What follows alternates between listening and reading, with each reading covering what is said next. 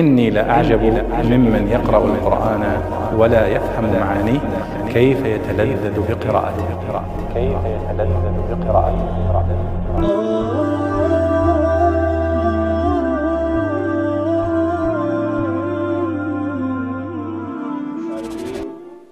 آج ہمارا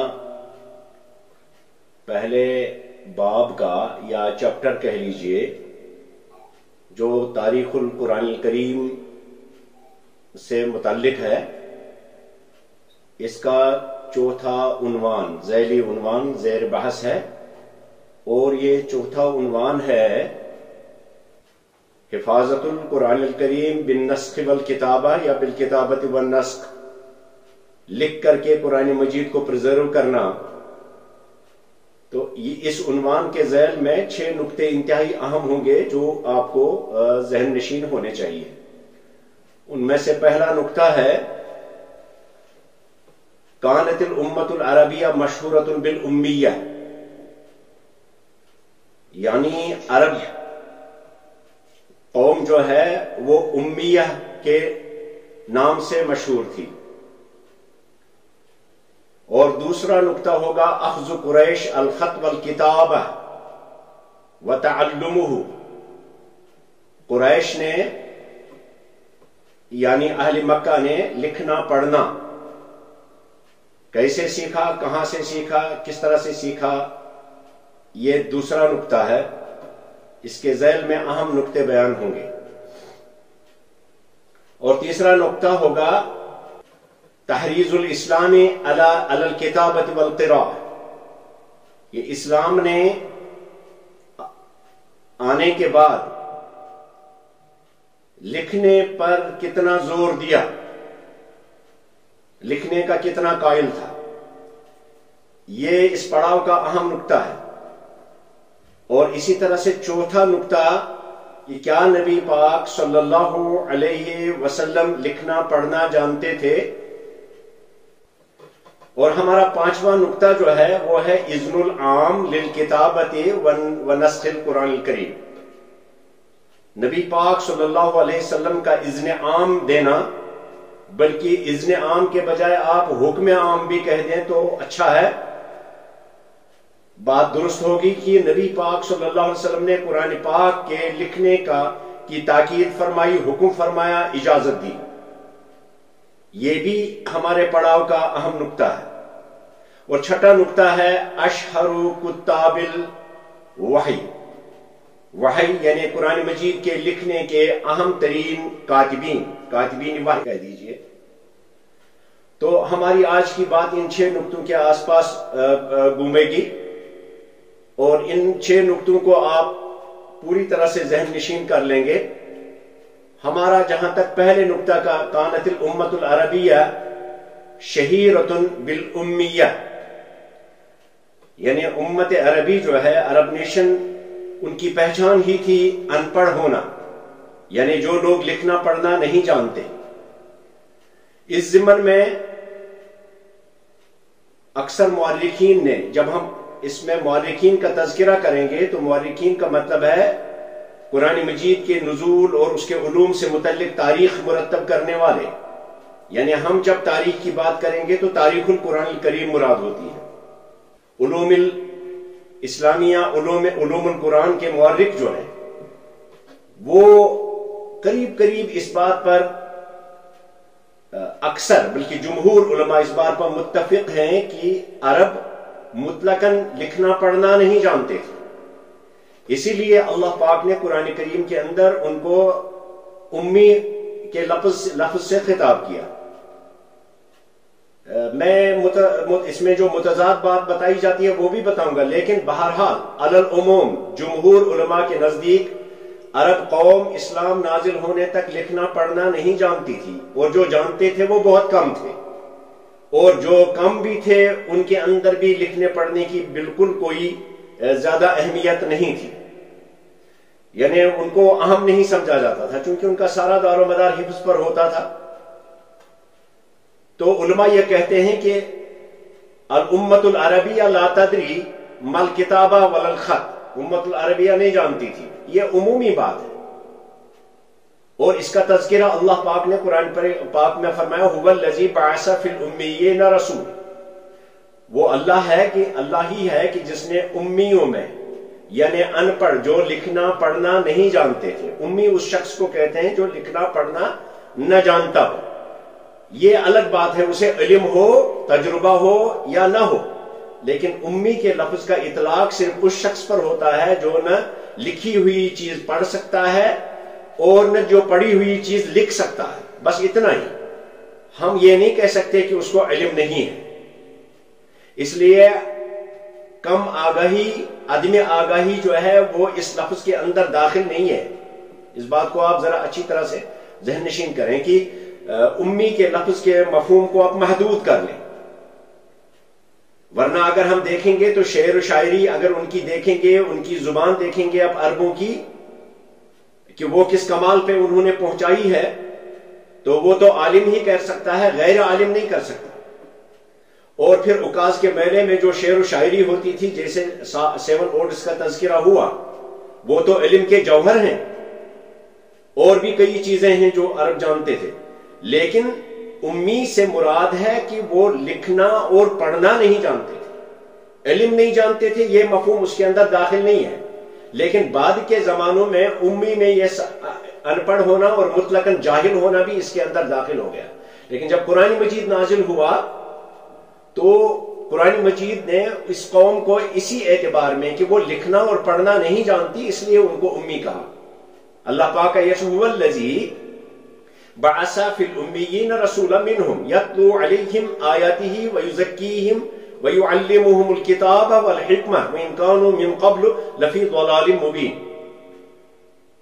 تو یہ آیت، اس آیت کے جو علماء نے جو معنی لکھے ہیں وہ یہ کہ نبی پاک صلی اللہ علیہ وسلم کو ایک ایسی قوم میں اٹھایا گیا کہ جو لکھنا پڑھنا نہیں جانتی تھی، امی تھی۔ ہاں ایک بات ضرور یہ بھی آپ ذہن نشین کر لیں کہ امی کا دوسرا معنی بھی بعض علماء نے لکھا ہے کہ امی کا مطلب ہے، اس میں یا نسبت ہے کی طرف، کے ساتھ جب آپ یا نسبت ملائیں گے تو یہ بنے گا امی، یعنی وہ شخص یا وہ قوم کی جو کی طرف منسوب ہو۔ تو یہ نسبت جو ہے یہ ہے القریٰ کی طرف۔ جب ہم امی کہتے ہیں تو اس کا مطلب ہے القریٰ کے رہنے والے، یہ بھی بعض علماء نے معنی لکھے ہیں۔ تو عمومی مفہوم جو ہے کہ جب نبی پاک صلی اللہ علیہ وسلم پر قرآن نازل ہوا تو اس وقت عرب قوم جو ہے وہ لکھنا پڑھنا پوری طرح سے رواج نہیں تھا۔ ہم یہ نہیں کہیں گے جانتے نہیں تھے، لیکن کہیں گے اس میں رواج نہیں تھا، اور جہاں جہاں جو لوگ جانتے بھی تھے ان کے اندر اس کی اہمیت نہیں تھی، یہ ان کے اندر کم اہم مانا جاتا تھا۔ صرف چند لوگوں کا کہا گیا ہے کہ چند لوگ لکھنا پڑھنا جانتے تھے۔ تو اسلام جب آیا، اسلام آنے کے کچھ زمانے پہلے 100 سال سے لے کر 200 سال تک عربوں کے اندر لکھنے پڑھنے کا پتہ چلتا ہے، اس سے پہلے ان کے لکھنے پڑھنے کا کوئی پتہ نہیں چلتا۔ تو یہ لکھنا پڑھنا جو ہے یہ سب سے زیادہ اسلام کے آنے کے بعد اس کا رواج ملا عربوں میں، اس سے پہلے اس کا رواج اتنا زیادہ نہیں تھا۔ تو علی العموم علماء تاریخ قرآن کریم کا اس بات پر جمہور علماء کا اتفاق ہے کہ عرب قوم جو تھی وہ لکھنا پڑھنا نہیں جانتی تھی، وہ امی تھی، اور انہی کے اندر اللہ کا رسول صلی اللہ علیہ وسلم مبعوث ہوا۔ اس کے کئی فلسفے ہیں کہ امی قوم کے اندر ایک ایسا پیغمبر کی جو خود لکھنا اور پڑھنا نہیں جانتا۔ دیکھیں ایک بات پھر سے میں اپنے نقطے کی تائید میں ایک بات بتاؤں گا آپ کو کہ اگر ہم امی کے لفظ کے اندر ان پڑھ اور جاہل ہونے کا ان پڑھ تو الگ بات ہے، جاہل ہونے کا مفہوم بھر دیں تو نبی امی کہہ کر کے کیا نعوذ باللہ اس کے اندر جہالت کا مفہوم پھر آئے گا نہیں؟ اس لیے کافی بحث ہے اس بات پر علماء تاریخ کے درمیان کہ کا مطلب جو ہے یہ اطلاق ہوتا ہے صرف جو لکھنا اور پڑھنا نہ جانتا۔ البتہ اسلام آنے کے کچھ وقت پہلے 100-200 سال 150 سال سے پتہ چلتا ہے کہ عرب قوم نے لکھنا پڑھنا سیکھ لیا تھا، اور وہ بھی زیادہ اس کی اہمیت نہیں، اس کی بالکل ایسی اہمیت تھی کہ جس طرح سے آج ہمارے سکولوں اور مدارس کے اندر ہر چند کی انتہائی فائدہ مند ہے یہ بات کہ ہم جدید ایڈز سے استفادہ کر کے، یعنی کمپیوٹر سے استفادہ کر کے، سمارٹ بورڈ سے استفادہ کر کے، الیکٹرانک ایڈز سے استفادہ کر کے جب ہم تعلیم دیں گے تو تعلیم اور زیادہ آسان ہوگی. یا جیسے ہم اس وقت آن لائن بات کر رہے ہیں تو یہ کتنی اہم ہے، لیکن اس سب کے باوجود جو عام مفہوم اس وقت ہے کیا وہ آن لائن لیکچر اور آن لائن علم پڑھنے کا نہیں ہے. یعنی لوگ اس کو ابھی اتنی اہمیت نہیں دے، صرف چند لوگوں کے پاس اس کی اہمیت ہے. تو اسلام کے آتے آتے تک عرب لوگ اسی طرح سے لکھنے پڑھنے کو سمجھتے تھے. جیسے ہم کمپیوٹر کو، ہم میں سے 70% سے بھی زیادہ لوگ ہیں جو کمپیوٹر اور یہ سب چیزوں کو، الیکٹرانکس ایڈز کو ابھی غیر اہم سمجھتے ہیں. اور اگر یہ اتنا اہم ہوتا تو ہمارے ہر سکول میں، ہمارے ہر کالج میں، ہماری ہر یونیورسٹی میں، ہمارے ان کے ہر کلاسوں میں اور ہر کام میں سمارٹ بورڈ کا استعمال ہوتا، پاور پوائنٹ پریزنٹیشن کا استعمال ہوتا. لیکن اہم ہونے کے باوجود بھی اس کو اہمیت نہیں دی جاتی. بہت زیادہ وجہ یہ کہ people are not accustomed with these things. یہی حال عربوں کا ہے کہ 200 سال اسلام کے آنے سے 150 سے 200 سال پہلے لکھنا پڑھنا شروع ہو گیا تھا. اس سے پہلے تو پتہ نہیں چلتا، لیکن ان میں بھی اہم نہیں تھا. وہی حالت تھی جو ہمارے ہاں ہے. اس لیے ہم یہ مان کے چلیں گے کہ عرب قوم جو تھی وہ لکھنا پڑھنا نہیں جانتی تھی عمومی طور پہ. بعض لوگ جانتے تھے، تھوڑا سا جانتے تھے، لیکن عام لوگوں کی حالت یہی تھی. پھر ہمارا دوسرا نقطہ کہ قریش نے اور اہل مکہ نے، جب ہم قریش کی بات کرتے ہیں یہاں نزول قرآن سے متعلق تو اکثر اس سے مراد ہوتا ہے اہل مکہ، اور جب عربوں کی بات کرتے ہیں تو حجاز اور یمن مراد ہوتا ہے، شمالی اور جنوبی عرب. تو قریش نے کوئی 100-150 سال پہلے سے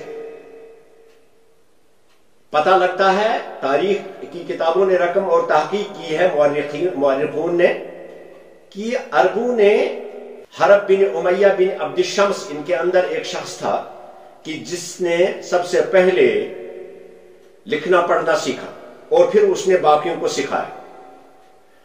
یہ میں ریفرنس دے رہا ہوں ابو عمر الدانی. یہ نام آپ کو بار بار آئے گا جب قرآن پاک کے رسم الخط سے بات ہوگی، قرآن پاک کی لکھائی سے بات ہوگی. تو ابو عمر نے، عمر اس کو عام طور پہ عام لوگ عمرو پڑھتے ہیں.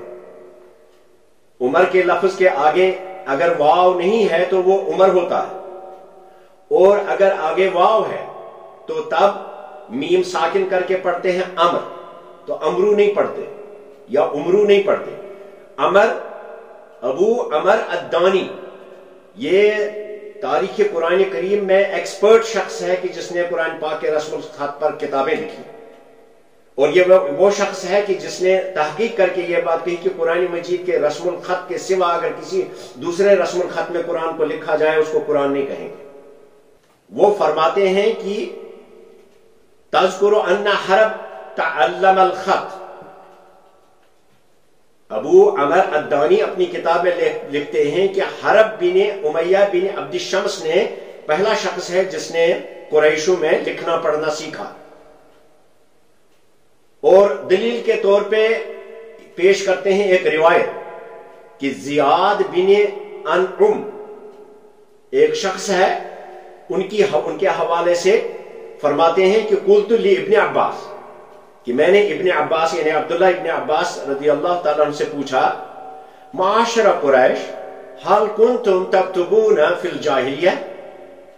یعنی اس شخص نے، زیاد بن انعم نے حضرت ابن عباس سے پوچھا کہ کیا آپ اسلام آنے سے پہلے لکھنا پڑھنا جانتے تھے؟ قال نعم، اس نے کہا ہاں لکھنا پڑھنا جانتے تھے. وہی بات ہے، وہ استثنائی بات، عمومی رواج نہیں تھا. تو میں نے پھر ان سے پوچھا فمن علمکم الکتابہ، آپ کو لکھنا کس نے سکھایا؟ قال حرب بن امیہ، اس نے کہا حرب بن امیہ سے ہم نے لکھنا پڑھنا سیکھا. قلت فمن علم حرب بن امیہ، میں نے پوچھا حرب بن امیہ کو کس نے سکھایا؟ قال عبداللہ ابن جدعان، کہا عبداللہ بن جدعان شخص نے اس کو سکھایا. قلت فمن علم ابن جدعان، میں نے پھر پوچھا کہ ابن جدعان کو کس نے سکھایا؟ قال اہل الانبار، اس نے کہا اہل انبار. یہ اہل انبار، اس کو آج ہم انبار شہر کا نام ہے، اس کو یہ عراق کے اندر، عراق کے سے ملحقہ شمال کی طرف ایک شہر ہے جس کو تب انبار کہتے تھے، آج اس کو کردستان کہتے ہیں. تو کہا کہ میں نے ابن جدعان نے کہا میں نے اہل انبار سے یہ لکھنا سیکھا، کتابت سیکھی. قال فمن علم اہل الانبار، کہا اچھا مجھے یہ بھی بتائیے کہ اہل انبار کو کس نے سکھایا لکھنا پڑھنا؟ قال طارئ طرأ علیہم من اہل الیمن، کہا ایک مسافر تھا چلنے والا جو آیا اور اہل یمن میں سے، اور ان کو سکھا کے گیا اہل انبار کو. گویا عراق میں رہنے والے، کردستان میں رہنے والے شخص کو جن کا نام عبداللہ بن جدعان تھا، جن کا نام اہل انبار کو کس نے سکھایا؟ ان کو سکھایا طارئ طرأ علیہم، ایک مسافر تھا جو یمن سے آیا تھا، اس نے ان کو سکھایا. اور ایک روایت میں ہے کہ کندہ کا تھا، اور وہ بھی یمن میں ہے. کندہ بڑی مشہور جگہ ہے، علمی کتابوں میں اس کا بڑا تذکرہ آتا ہے کندہ کا. ابو طیب المتنبی الکندی اسی شہر کی طرف منسوب ہے. ابو طیب المتنبی الکندی بہت بڑا شاعر، عظیم شاعر، عربی ادب پڑھنے والوں کو خوب معلوم ہوگا. قال فمن علم اہل الانبار، قال طارئ طرأ من، یمن سے آیا ہوا ایک شخص کندہ کا رہنے والا تھا، اس نے سکھایا. قلت، ابن زیاد بن انعم کہتے ہیں کہ میں نے ابن عباس سے پھر پوچھا، یہ قال فمن علم الطاری، اس آنے والے کو کس نے سکھایا؟ قال الخلجان بن الموہم، یا موہم وہ شخص ہے کہ جس نے اس کو سکھایا. یہ کون شخص ہے؟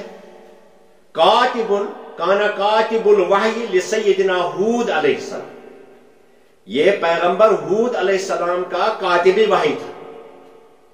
اب یہ ساری روایت میں نے بیچ میں آپ کو کچھ سکپ کر کے بتائی، اس لیے کہ اس سے ایک آئیڈیا آپ کو ہوگا کہ لکھنا پڑھنا جو ہے وہ عام رواج نہیں تھا.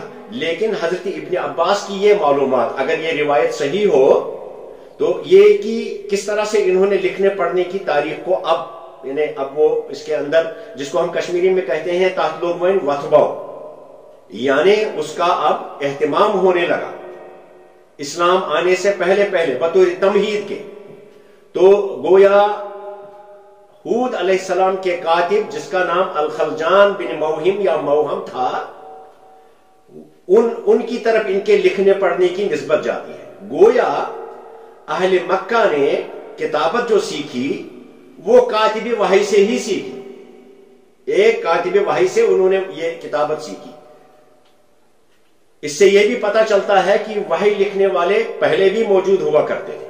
تو جب ہود علیہ السلام کے زمانے میں کاتب وحی موجود ہو تو رسول اللہ صلی اللہ علیہ وسلم کے زمانے میں کاتب وحی کا ہونا زیادہ سمجھ میں آتا ہے.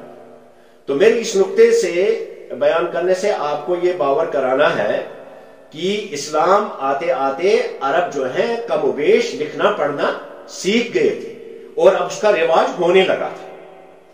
گویا جب کوئی یہ کہتا ہے عرب لکھنا پڑھنا نہیں جانتے تھے، یہ بھی غلط بات ہے. اور جب کوئی یہ کہتا ہے کہ عرب خوب لکھنا پڑھنا جانتے تھے، یہ بھی غلط بات ہے. تو اس سلسلے سے جو میں نے بات بتائی اس سے یہ مطلب نکلتا ہے کہ اسلام آتے آتے عربوں نے لکھنا پڑھنے کی طرف توجہ کر لی تھی. دوسرا نقطہ، ہمارا تیسرا نقطہ جو ہے وہ ہے کہ اسلام نے آنے کے بعد لکھنے پڑھنے، یعنی لکھنے پر کتنا زور دیا. اس کا تو آپ قرآن پڑھنے والے ایک چھوٹے سے طالب علم کو بھی معلوم ہوگا کہ اسلام نے کتنا زور دیا. ایک تو سب سے پہلے ہے کہ پہلی ہی وحی جب نازل ہوئی تو اس نے لکھنے اور پڑھنے دونوں پر زور دیا. اقرا بسم ربک الذی خلق، اقرا وربک الاکرم الذی علم بالقلم. اب دیکھیے اقرا بھی ہے اور پھر علم بالقلم، تو قلم کا دخول آ گیا. گویا وحی آتی ہی اپنی پہلی ہی وحی میں ان دا فرسٹ ریولیشن امت مسلمہ کو بتا دیا گیا کہ قلم تمہارے لیے اب اہم ہوگا، لکھنا پڑھنا اب تمہارے لیے اہم ہوگا. تو اس کا مطلب ان الاسلام قد حرز المسلمین، اسلام نے ابھارا، ان کو تحریض دی، ان کو اس چیز پر آمادہ کیا کہ آپ لکھنا پڑھنا سیکھو، کیونکہ لکھنے پڑھنے کے بغیر کوئی اہمیت نہیں ہے انسان کی۔ اور یا اسی طرح سے سورۃ القلم میں اللہ تعالیٰ فرماتا ہے نون والقلم وما یسطرون، مجھے قسم ہے قلم کی اور جو کچھ وہ لکھتے ہیں۔ اب یہ ظاہر بات ہے کہ اللہ قلم کی قسم کھا رہا ہے، ہاں، اور اس میں تو تقدیس ہے، اس میں تو تعظیم ہے، یہ چیز بھی غیر شعوری طور پہ ان کے اندر لکھنے پڑھنے کی تحریض کو بڑھا دیتا ہے۔ اگر میں ایک ہی جملے میں کہہ دوں کہ قرآن پاک سارے کا سارا لکھ دیا گیا تھا رسول اللہ صلی اللہ علیہ وسلم کے سامنے تو ہمارا مضمون پورا ہو جائے گا، لیکن بات اس طرح سے دلوں میں نہیں بیٹھے گی جس طرح سے اس کے یہ تمہیدی چیزیں یہ مختلف نقطوں میں بانٹ کر کے بیان کرنے کے بعد ہوگا۔ اسی طرح سے آپ اگر غور کریں اس بات پر کہ سورۃ التوبہ کی 122 آیت کو آپ دیکھیں اور اس کی تفسیر دیکھیں، جس میں اللہ پاک کا ارشاد ہے، سورہ توبہ میں سب سے زیادہ جہاد کا تذکرہ ہے، اور اس میں اللہ پاک نے ساری اپنی ناراضگی ان لوگوں کے اوپر چھانٹ دی ہے کہ جو لوگ جہاد میں شامل نہیں ہوئے۔ پوری سورت جو ہے مومنون کو جہاد کے اوپر ابھار رہی ہے، لیکن اس کے ساتھ ساتھ اس آیت کو دیکھیے کہ اللہ پاک نے لکھنے پڑھنے کی، سیکھنے اور سکھانے کی اہمیت اور علم کی خدمت کرنے کی اہمیت کو اللہ پاک نے سورت میں کس طرز کے احتشام کے ساتھ بیان کیا ہے۔ اس آیت میں اللہ فرماتا ہے وَمَا كَانَ الْمُؤْمِنُونَ لِيَنْفِرُوا كَافَّةً، سارے مومنوں کو یہ سزاوار نہیں ہے، ان کو شعبہ نہیں دیتا کہ سارے کے سارے وہ چل پڑے، مارچ کر لیں وہ جہاد کی طرف۔ فَلَوْلَا نَفَرَ مِن كُلِّ فِرْقَةٍ مِّنْهُمْ طَائِفَةٌ لِيَتَفَقَّهُوا فِي الدِّينِ، کیوں نہ ایک ایسی جماعت بھی ہو، ہر فرقے اور ٹولے میں کچھ لوگ ایسے بھی ہوں کہ جو دین میں تفقہ اس کے اندر پیدا کریں، علم اس کا سیکھیں، فقہ حاصل کریں، اور پھر کیا کریں وَلِيُنذِرُوا قَوْمَهُمْ إِذَا رَجَعُوا إِلَيْهِمْ، پھر جب وہ پڑھنے کے بعد، فارغ ہونے کے بعد چلے جائیں تو اپنی قوم کو سکھائیں۔ تو اس پوری آیت کے اندر بھی علمی اپلفٹمنٹ کی طرف توجہ دی گئی ہے اور علمی خدمت سر انجام دینے کی طرف، یعنی اتنا ایک طرف تو جہاد کی زبردست اہمیت اور جہاد کی طرف بلایا جا رہا ہے، اور دوسری طرف ساتھ میں اس کو بھی نظر انداز نہیں کیا گیا کہ لکھنے پڑھنے کی کتنی اہمیت ہے۔ اگر یوں کہیں کہ اللہ نے یہ فرمایا کہ ارے بھائی سب کے سب کہاں دوڑ رہے ہو تم جہاد کی طرف، سارے فرقوں میں سے ہر جماعت، ہر قبیلے، ہر ٹولے میں سے ایک دو آدمی، دو تین آدمی ایسے بھی ہوں کہ جو علمی خدمت سر انجام دیں، جو بیٹھیں، علم سکھائیں، اپنی قوم کو سیکھیں پہلے اور پھر اپنی قوم کو سکھانے جائیں۔ تو لکھنے پڑھنے کا اور تعلیم و تعلم کی اس میں بہت زبردست یہ اہمیت ہے۔ ہاں، ایک چیز کی طرف آپ کی توجہ دوں گا اور وہ بہت ضروری ہے، اس سے آپ کو اہمیت سمجھ میں آئے گی۔ جنگی بدر میں مشرکین مکہ 70 کے آس پاس قیدی بن کر آئے، اور ان میں نبی پاک صلی اللہ علیہ وسلم نے پہلا اعلان یہ فرمایا کہ تم میں سے جو شخص ہمارے اندر 10 بچوں کو لکھنا سکھائے، لکھنا پڑھنا سکھائے، اس کو ہم بغیر کسی فدیہ لیے اس کو چھوڑ دیں گے۔ تو علماء تاریخ جو قرآن مجید میں لکھنے پڑھنے کو اہمیت دیتے ہیں کہ قلم کا دخل قرآن پاک اور وحی کے کتابت کے ساتھ، وہ یہ کہتے ہیں کہ القراءۃ، خاص طور پہ مناہل العرفان میں یہ جملہ میں نے نقل کیا ہے آپ کے لیے کہ فالقراءۃ وہکذا اعلن الرسول، اس طرح سے رسول اللہ صلی اللہ علیہ وسلم نے اعلان فرمایا، قیدیوں کو چھڑانے کے بارے میں جو فرمایا، اعلان فرمایا بعلمہ ھذا ان القراءۃ والکتابۃ عدیلان للحریہ، کہ لکھنا اور پڑھنا نبی پاک صلی اللہ علیہ وسلم نے حریت یعنی آزادی کے برابر قرار دیا۔ گویا اسلام کے اندر اسلام نے تحریض دی، اسلام نے ابھارا لکھنے پڑھنے پر، اور رسول اللہ صلی اللہ علیہ وسلم کے اس فیصلے سے یہ لگتا ہے کہ لکھنا پڑھنا مسلمانوں کا حریت کے برابر ہے. تو اسلام میں لکھنے اور پڑھنے کی زبردست اہمیت ہے. 3 نقطے. اور ہمارا چوتھا نقطہ جس کی طرف میں نے آپ کو توجہ کی تھی شروع میں، حل کان النبی صلی اللہ علیہ وسلم یقرأ و یکتب، نبی پاک صلی اللہ علیہ وسلم نے لکھنا پڑھنا روایتی انداز میں سیکھا نہیں تھا، اور اس لیے نبی پاک صلی اللہ علیہ وسلم کو امی کہنا درست ہے. قرآن مجید میں سورۃ العنکبوت کی 48 اور 49 آیت کو آپ تفسیر میں دیکھیں اور اس کی مختلف تفاسیر، خاص طور پہ امام آلوسی اور امام بغوی کی تفسیروں کو آپ دیکھنا، انہوں نے کیا لکھا ہے. یہ آیت کون سی ہے؟ وَمَا كُنْتَ تَتْلُو مِن قَبْلِهِ مِن كِتَابٍ. اے اللہ کے رسول صلی اللہ علیہ وسلم، آپ اس سے پہلے کوئی کتاب مطالعہ نہیں کرتے، آپ نے کوئی آفاقی اور آسمانی کتاب مطالعہ نہیں کی ہے. وَمَا كُنْتَ تَتْلُو، آپ تلاوت نہیں کرتے تھے، پڑھتے نہیں تھے کوئی کتاب. وَلَا تَخُطُّهُ بِيَمِينِكَ، نہ آپ نے کبھی اس کو لکھا ہی ہے اپنے ہاتھ سے. یہ دراصل جواب ہے ان لوگوں کا کہ جو نبی پاک صلی اللہ علیہ وسلم پر یہ اتہام باندھتے تھے کہ کسی یہودی سے نبی پاک صلی اللہ علیہ وسلم نے، جیسے ہماری پہلے بھی بات ہوئی ہے، اس پر ایک اشارہ دیا تھا ہم نے کہ انہوں نے کسی شخص سے ان 3 شخصوں کی طرف نسبت کرتے تھے، تو اس کے رد میں یہ آیت آئی کہ نبی پاک صلی اللہ علیہ وسلم نہ تو آپ نے قرآن کے نازل ہونے سے پہلے نہ کوئی کتاب پڑھی تھی، نہ کسی کتاب کا مطالعہ کیا تھا. وَلَا تَخُطُّهُ بِيَمِينِكَ، نہ آپ اس کو لکھتے ہی تھے کبھی. اِذًا لَارْتَابَ الْمُبْطِلُونَ، کہ ان باطل پرستوں کا ان کو کوئی شک ملتا. یہ تو شک سے بالا تر ہے کہ آپ نے کہیں لکھنا پڑھنا سیکھا نہیں تھا. بل هو آیات مبینات فی صدور الذین اوتوا العلم، جن کو میں نے علم دیا، جن کو علم دیا گیا، ان کے دلوں کے اندر محفوظ ہے یہ کتاب. تو اس آیت سے بہت سے مفسرین، بکثرت مفسرین یہ اخذ کرتے ہیں کہ رسول اللہ صلی اللہ علیہ وسلم قطعاً انہوں نے لکھنا پڑھنا نہیں سیکھا تھا، اور یہ بات طے ہے. کچھ نقطے ایسے ہیں، میں نے حوالہ دیا آپ کا 2 کا. امام بغوی علیہ الرحمہ اس آیت کی تفسیر میں آپ کھول کے دیکھ سکتے ہیں، امام بغوی کی معالم التنزیل. اس آیت کی تفسیر پوری کرنے کے بعد میں وہ لکھتے ہیں، اور انہوں نے الگ سے بھی تہذیب ایک کتاب ہے ان کی، اس میں بھی پوری تفسیر سے لکھا ہے. اور امام آلوسی نے اپنی تفسیر روح المعانی میں اس آیت کی تفسیر کرنے کے بعد ایک بحث لکھی ہے کہ کیا رسول اللہ صلی اللہ علیہ وسلم لکھنا پڑھنا جانتے تھے اور کس طرح سے جانتے تھے، اس پر بحث کی ہے. کچھ نقطے ہیں جو لوگوں کو اس شک میں مبتلا کرتے ہیں کہ نبی پاک صلی اللہ علیہ وسلم لکھنا پڑھنا جانتے تھے، یعنی انہوں نے لکھنا پڑھنا جانتے جب تھے تو اس کا مطلب سیکھا تھا. تو کنفیوژن پیدا ہو جاتا ہے. اس نقطے کو میں کلیئر کر رہا ہوں.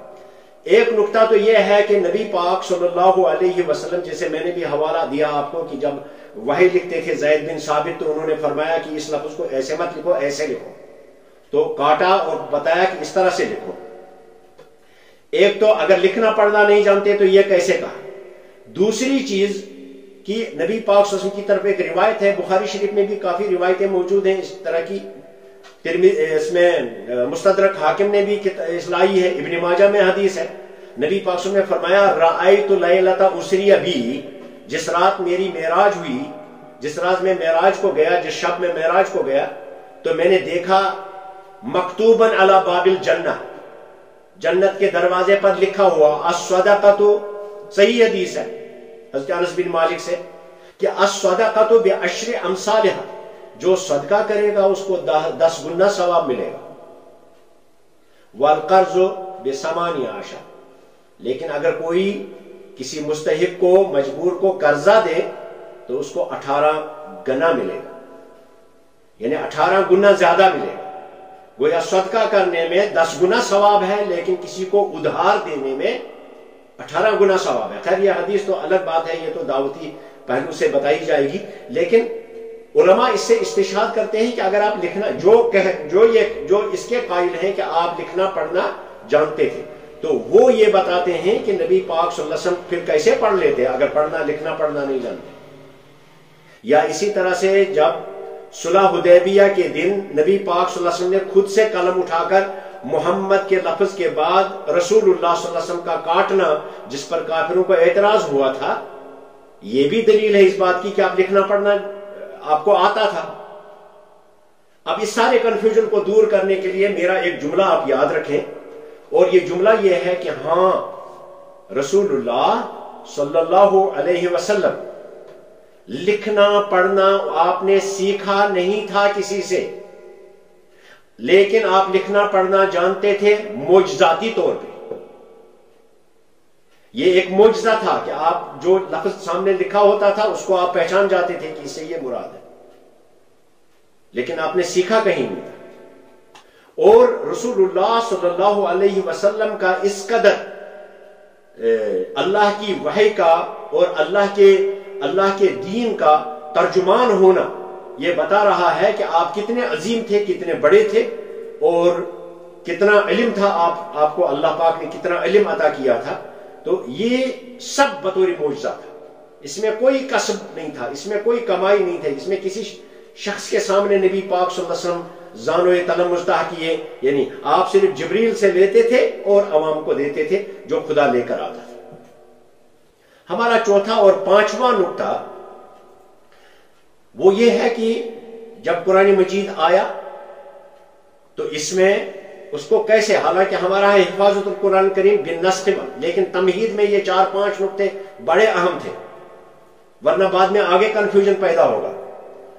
تو وقال الامام نسائی، اس معاملے میں دیکھیں امام نسائی حضرت سعید بن خدری سے روایت کرتے ہیں کہ نبی پاک صلی اللہ علیہ وسلم نے شروع میں زبردست یہ تاکید رکھی تھی کہ نزول قرآن کے وقت کوئی بھی چیز نہ لکھی جائے، حدیث بھی نہ لکھی جائے۔ البتہ قرآن کے لکھنے کا اذن عام تھا۔ فرمایا حضور صلی اللہ علیہ وسلم نے فمن کتب عنی شیئا غیر القرآن فلیمحہ، اگر قرآن کے بغیر آپ میں سے کسی نے مجھ سے کوئی بات لکھی ہے، نقل کی ہے، اس کو مٹا دو۔ اور مٹانے کا مطلب یہ تھا کہ کہیں قرآن اور حدیث میں یہ گڑ مٹ نہ ہو جائے، یعنی اتنی احتیاط تھی کہ میرے الفاظ ہیں وہ قرآن کے ساتھ نہ جڑ جائے، وہ وحی غیر مطلوع ہی رہے، وہ وحی مطلوع نہ کہلائے، اور وہ تلاوت جس کی واجب ہے وہ نہ ہو، یعنی قرآن اور حدیث میں فرق ہو۔ اس لیے شروع میں اس احتیاط کی وجہ سے کہ کہیں قرآن لکھتے لکھتے دوسری کوئی چیز لکھی نہ جائے۔ آپ دیکھیں کہ نبی پاک صلی اللہ علیہ وسلم نے نہ صرف یہ کہ مت لکھو، بلکہ فرمایا اگر کسی نے کوئی چیز لکھی ہے اس کو مٹا ڈالو، اور مٹا دی بعد میں لوگوں نے جو آپ صلی اللہ علیہ وسلم کلام فرماتے تھے اس کو لکھتے تھے، صحابہ لکھ لیتے تھے تو اس کو بعد میں مٹا دیا انہوں نے۔ مستدرک حاکم نے، پرسوں میں نے آپ کو حاکم کا بتایا، حاکم کا مقام یہ ہے کہ بخاری اور مسلم کے معیار کی جو حدیثیں رہ گئی تھیں وہ مستدرک میں آ گئی ہیں۔ فرماتے ہیں حضرت زید بن ثابت فرماتے ہیں کہ کننا، حضرت زید بن ثابت جو کاتب وحی ہیں، مستدرک حاکم نے یہ لائی ہے کہ کننا عند رسول اللہ صلی اللہ علیہ وسلم نؤلف القرآن، کہ ہم رسول اللہ صلی اللہ علیہ وسلم کے سامنے بیٹھ کر قرآن پاک کو تالیف کیا کرتے تھے، یعنی لکھا کرتے تھے۔ یہاں نؤلف تالیف سے مراد ہے لکھنا۔ تو یہ ایک دوسری روایت ہے کہ جو ہمیں یہ بتاتی ہے کہ نبی پاک صلی اللہ علیہ وسلم کے سامنے قرآن پاک کو لکھا جاتا تھا۔ اور اسی طرح سے زید بن ثابت سے ہی روایت ہے کہ کننا نؤلف القرآن من الرقاع، ہم نبی پاک صلی اللہ علیہ وسلم کے سامنے مختلف چیزوں پر قرآن لکھا کرتے تھے، اور ان میں سے ایک فرمایا کہ الحجارہ، جب ہم لکھتے تھے تو ہمارے پاس کاغذ تو ہوتا نہیں تھا، اور نہ اس وقت اتنا زیادہ رواج تھا اس کا، ہر چند کے کاغذ موجود تھا، لیکن ہم اس کو پتھر کی سلوں پر لکھتے تھے، لخاف۔ اور اسی طرح سے عزم القطف، یہ جو بڑے بڑے جانوروں اونٹ وغیرہ اس کی جو یہ کانگو ونان چھے، جس کو ہم یہ کہیں گے کہ کندھے کے پاس جو ہڈی ہوتی ہے یہ تھوڑا سپاٹ ہوتی ہے، تو سموتھ بھی ہوتی ہے، سپاٹ بھی ہوتی تھے، تو اس پر ہم قرآن لکھا کرتے تھے، اور ہم کپڑے پر بھی لکھا کرتے تھے، اور اسی طرح سے ہم اضلاع یعنی جانوروں کی پسلیوں پر بھی قرآن لکھا کرتے تھے، والخشب اور لکڑی پر بھی لکھا کرتے تھے، والعصیب اور کھجور کے چھلکوں کے اندر والے سائڈ کو سکھا کر، اسے عربی میں عصیب کہتے ہیں، اس پر بھی ہم قرآن پاک کو لکھا کرتے تھے۔ فَهَكَذَا حَفِظْنَا الْقُرْآنَ، اس طرح سے ہم نے قرآن مجید کو حفظ کر لیا اور محفوظ کر لیا، فی عہد رسول اللہ صلی اللہ علیہ وسلم، فی الصدور والسطور، جملہ یاد رکھیے، فی الصدور والسطور، یعنی قرآن مجید کو ہم نے نبی پاک صلی اللہ علیہ وسلم کے زمانے میں سینوں میں بھی محفوظ کر لیا اور سطور میں بھی ہم نے لکھ لیا اس کو۔ بہرحال سارے کا سارا قرآن مجید نبی پاک صلی اللہ علیہ وسلم کے عہد میں ہی، آپ کے سامنے ہی سب کا سب قرآن لکھا گیا تھا، اور نبی پاک صلی اللہ علیہ وسلم کا اذن عام تھا کہ آپ کے دربار میں کوئی نہ کوئی کاتب وحی ہمیشہ رہے۔ یہ سب سے زیادہ ذمہ داری جو تھی لکھنے کی، وحی لکھنے کی، یہ کوئی غیر اہم نہیں ہے۔ آج کل کے زمانے میں اگر ہم کہیں کہ جس طرح سے ایک آدمی کا میر منشی ہوتا ہے یا اس کا سیکریٹری ہوتا ہے یا کسی منسٹر کا کمشنر ہوتا ہے جو اس کی چیزیں کو لکھتا ہے، ویسا ہی مقام حضرت زید بن ثابت رضی اللہ تعالیٰ عنہ کو عہد رسالت میں تھا۔ آپ ہمیشہ نبی پاک صلی اللہ علیہ وسلم کے دربار میں قرآن پاک کو لکھا کرتے تھے۔ تو یہ اہمیت تھی لکھنے کی، یعنی کم اہم نہیں تھا۔ ابھی چونکہ عام لوگوں کو اس کی اہمیت نہیں تھی، لیکن اسلام نے آ کر کے اس کی اہمیت کو بڑھا دیا لکھنے کی، اور صحابہ نے سارے قرآن پاک کو محفوظ کر لیا۔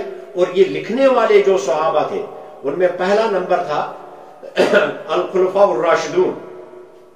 خلفاء راشدین میں سبھی لکھتے تھے قرآن پاک، لکھنا وہ جانتے تھے، سبھی لکھتے تھے، لیکن خاص طور پہ حضرت عثمان رضی اللہ تعالیٰ عنہ اور حضرت علی رضی اللہ تعالیٰ عنہما، دونوں کے دونوں وحی لکھا کرتے تھے۔ اور اگر یہ دو بھی نہ ہوتے تو اس وقت حضرت ابی ابن کعب رضی اللہ تعالیٰ عنہ وحی کو لکھا کرتے تھے، اور اگر ابی ابن کعب بھی نہ ہوتے تو معاویہ بن ابی سفیان اس وقت لکھا کرتے تھے۔ یہاں رک کر کے میں ایک بات بتاؤں گا کہ حضرت معاویہ بن ابی سفیان رسول اللہ صلی اللہ علیہ وسلم کے کاتبین وحی ہیں۔ ہمارے اندر بہت سارے دوست ایسے ہیں کہ جنہوں نے حضرت معاویہ پر زبان درازی شروع کی ہے، تو یہ ان کے قد کا پتہ ہونا چاہیے۔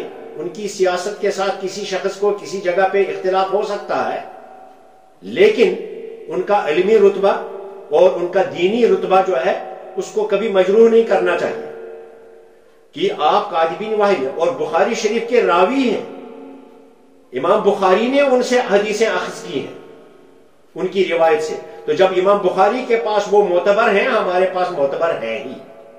تو کوئی بھی چیز نبی پاک صلی اللہ علیہ وسلم نے کوئی بھی وحی لکھنے کے بغیر نہیں چھوڑی، حفظ تو کی ہی، لیکن جب بھی وحی آتی تھی تو آپ صلی اللہ علیہ وسلم صحابہ کو لکھنے کے لیے تاکید فرماتے۔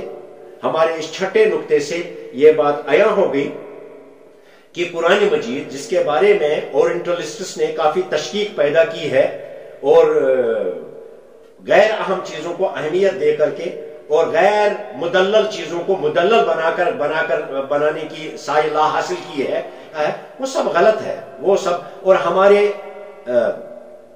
یونیورسٹیوں سے فارغ ہونے والے، مدارس سے نہیں، یونیورسٹیوں سے اسلامک سٹڈیز میں فارغ ہونے والے اکثر انہی انگریزوں کی سے مرعوب ہو کر کتابیں پڑھ کر آتے ہیں، اور وہ چیز چونکہ انہوں نے اپنی اصل کتابوں سے استفادہ نہیں کیا ہے، جب وہاں سے پڑھ کر آتے ہیں تو ان کے ذہن کے اوپر ایک غلبہ رہتا ہے اور وہ شکوک و شبہات ان کے دماغ میں رہتے ہیں۔ تو آج کے ہمارے اس لیکچر سے اور گفتگو سے یہ شبہ دور ہونا چاہیے کہ قرآن مجید میں کوئی ایسی چیز رہ گئی تھی کہ جو نبی پاک صلی اللہ علیہ وسلم نے اپنے سامنے املا نہ کرائی ہو اور اس کو محفوظ نہ کرایا ہو۔ پورے کا پورا قرآن جو ہمارے پاس آج موجود ہے، سورۃ الفاتحہ سے لے کر کے والناس تک، سارے کا سارا، اتنا کہ جس سورت سے پہلے بسم اللہ تھی لکھی گئی، ایک سورت کے شروع میں بسم اللہ نہیں تھی، نہیں لکھی، یہ بھی ایک دلیل ہے۔ تو یوں ایک جملہ یاد رکھیے جو علوم القرآن کے مورخین نے نقل کیا ہے کہ ان القرآن الکریم کان محفوظا عند الصحابہ فی الصدور والسطور عندما توفى الرسول صلی اللہ علیہ وسلم۔ رسول اللہ صلی اللہ علیہ وسلم جب اس دنیا سے رخصت ہو گئے اس وقت صحابہ کے سینوں میں اور لکھا ہوا موجود تھا قرآن مجید، لکھے ہوئے کی تصدیق حفظ سے اور حفظ کی زبانی یاداشت کی تصدیق لکھنے سے. تو ہمارا قرآن مجید جو ہے پورے کا پورا جیسے وہ نازل ہوا تھا انا نحن نزلنا الذکر وانا لہ لحافظون کے مطابق پورا قرآن مجید ہمارے پاس سارے کا سارا من و ان موجود ہے جو نبی پاک صلی اللہ علیہ وسلم پر نازل ہوا تھا. ربنا تقبل منا انك انت السميع العليم وصلى الله تعالى على خير خلقه محمد وعلى اله ولنقرأ ولنرتقي وفي الجنة نلتقي ننتظر الحفل العظيم وعد مولانا الكريم والقرآن ربيع قلبي يصحبني دوما في دربي في كل وقت أتلوه ومرادي أن يرضى ربي والقرآن ربيع قلبي يصحبني دوما في دربي في كل وقت أتلوه ومرادي أن يرضى ربي